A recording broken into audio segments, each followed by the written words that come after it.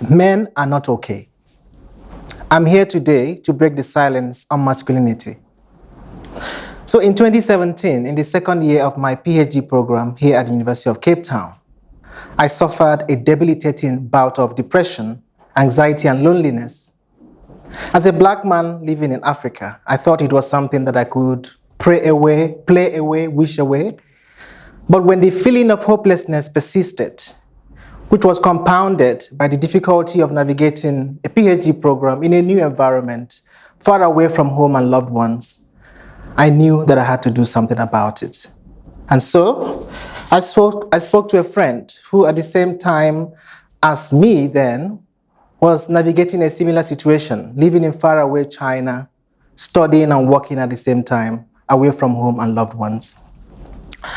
Our conversation morphed into sharing stories of other men, brothers and friends who were suffering in silence. Incidentally, that same week, my friend had saved a young Chinese man from killing himself. Now, all of these made me to come to a stark realization that I was not alone and that there are many men in this world suffering in silence than we care to admit. And right after that conversation with my friend, I did something, decided to do something. I decided to write about my experience. And so I wrote a blog piece for a news and commentary website called Voices 360 at the time. And after they published it, IOL News republished it. Before you knew it, a few other South African newspapers did the same. I was invited to SAFM on their morning show for an interview. My argument was the same, that the burden of masculinity, patriarchy, and societal expectations, plus an overwhelming neglect of men's issues, are killing many men silently and slowly.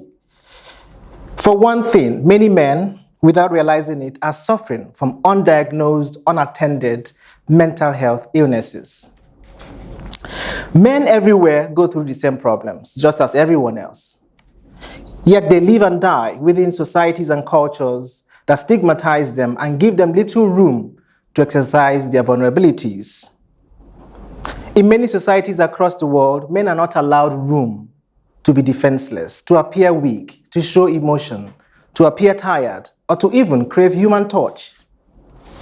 So on the radio show in South Africa, and during a charity event where I gave a keynote to a group of young professionals in Abuja, Nigeria, a few months after,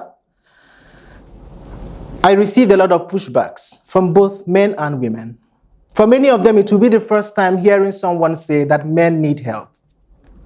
The men among them thought that my message was trying to project men as weak beings, while the women were defiant to hear anything that seems to suggest that men's problems are as important as women's.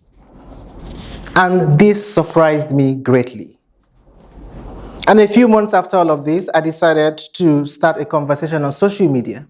And I created the page Talk Masculinity to educate and enlighten other people about the dangers of toxic masculinity and really what a healthy one could look like.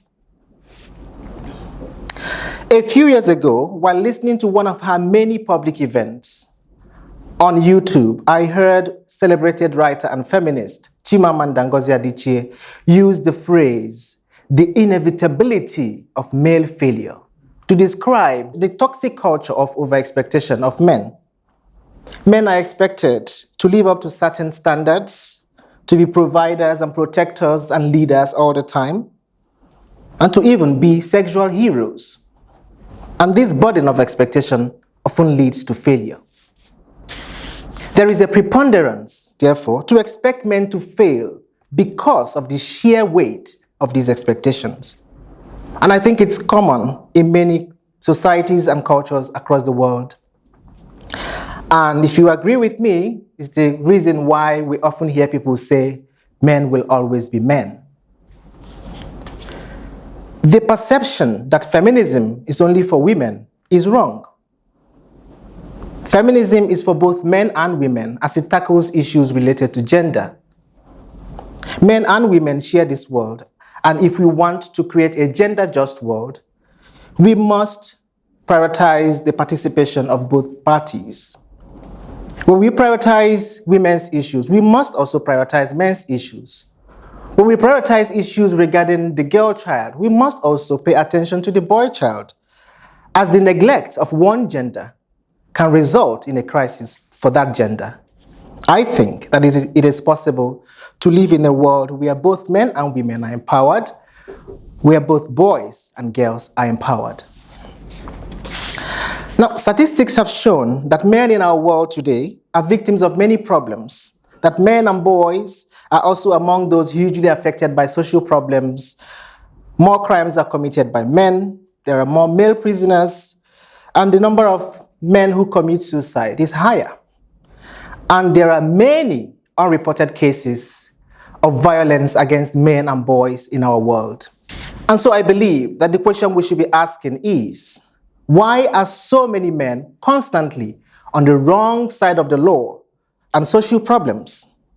But this is a question no one is prepared to ask or to even find answers to, because little attention is paid to men's issues, despite the fact that there is a crisis of troubled men all over the world. Men and boys do not have the right avenues to speak out about what they are going through, what they are feeling, what they need.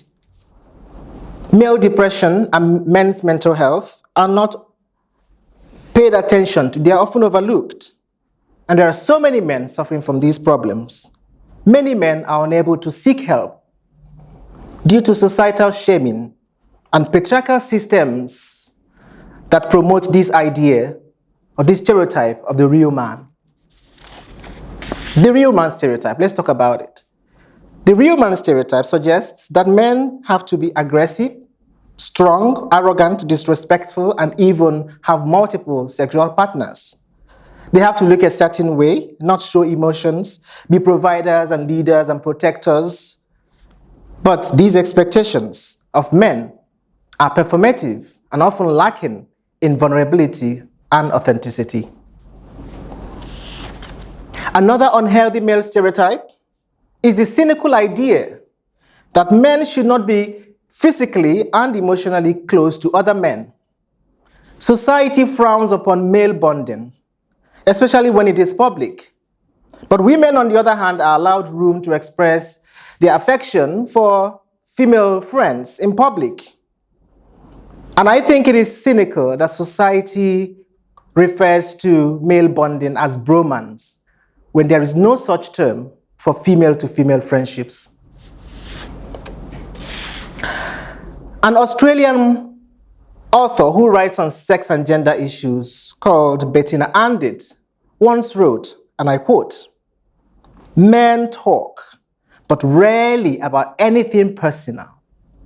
Recent research on friendship has shown that male relationships are based on shared activities. Men tend to do things together rather than simply be together." And Bishop T.D. Jakes, the American preacher, wrote in his book, Emotions, Even Strong Men Struggle, and I quote, "As boys grow up, they grow apart, believing that autonomy is part of masculinity. Being in a relationship or being married does not replace a man's need for the trusted comfort of male friendships. Often, as men grow from childhood into adulthood, they begin to distrust male friendships and other men. Many men do not seek friendships with the guys they work with because of the fear of being labeled homosexual." End of quote. Now, all of these should make us angry. Anger can be a good thing. Anger can be a driver for social change. It can be a tool for rallying people together.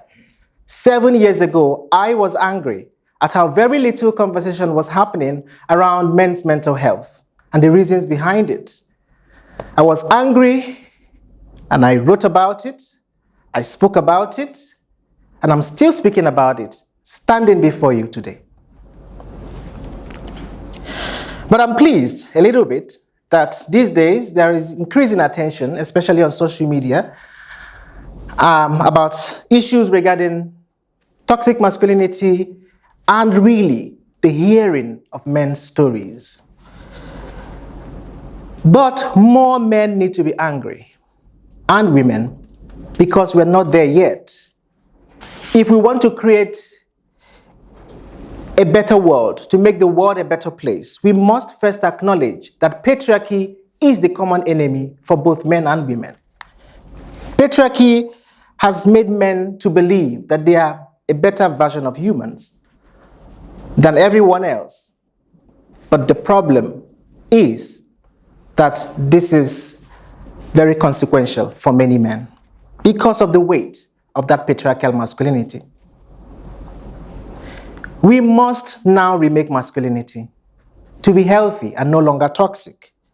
A healthy masculinity recognizes that men are human and can struggle and may not always be our providers and protectors and leaders. Men also must learn to be emotionally literate, emotionally available, emotionally intelligent, and emotionally expressive. We must also teach our boys the language of emotion and allow them to be boys so that they can grow into their full emotional selves. The stories we tell about ourselves and other people matter. And so I think that it's important to tell positive stories of men. Positive stories of the good work that credible groups of men around us are doing. This will raise the standard and change the narrative in a positive way. However, this does not mean downplaying the negative things that some men are doing. The revolutionary feminist thinker, Bell Hooks, reminds us that patriarchal masculinity harms men and limits their capacity for love, for connection, and vulnerability. Particularly within Black masculinity, where love is often expressed through domination and a suppression of emotions. She advocates for men to reject this harmful model and instead embrace a love ethic that is characterized by tenderness, emotional awareness, and a commitment to fostering deeper, more authentic connections, and that allows for spiritual and emotional healing. We must also encourage men, and men do also need to encourage each other to do the necessary work of remaking masculinity, redeeming masculinity, to be healthy in order to heal the past and present wounds of toxic masculinity. And I think that phrases such as, it's a man's world, boys will always be boys, men will always be men, do not give men the chance to take responsibility for the harms and hurts inflicted by toxic, fragile, violent, and patriarchal masculinity.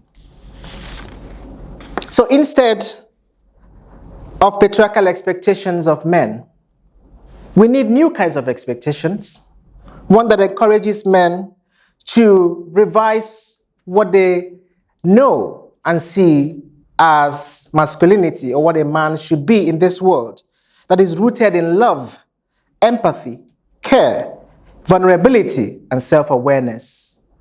I think that as a society, we cannot afford to continue to expect very little of men. And in the words of Chimamanda Ngozi Adichie again, it is soft bigotry to have such low expectations of men. And I cannot agree more. Thank you.